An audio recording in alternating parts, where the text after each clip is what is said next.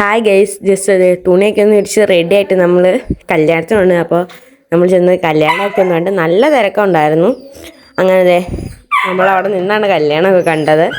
അങ്ങനെ കല്യാണമൊക്കെ അടിപൊളിയായിട്ട് നടന്നു. അപ്പോൾ നമ്മൾ കുറച്ച് ബന്ധുക്കളെയൊക്കെ നമ്മൾ അവിടെ നിന്ന് കണ്ടു. പിന്നെ നമുക്കിവിടെ വയലിൻ കച്ചേരിയൊക്കെ ഉണ്ടായിരുന്നു. കുറച്ച് നേരം അതൊക്കെ കേട്ടു.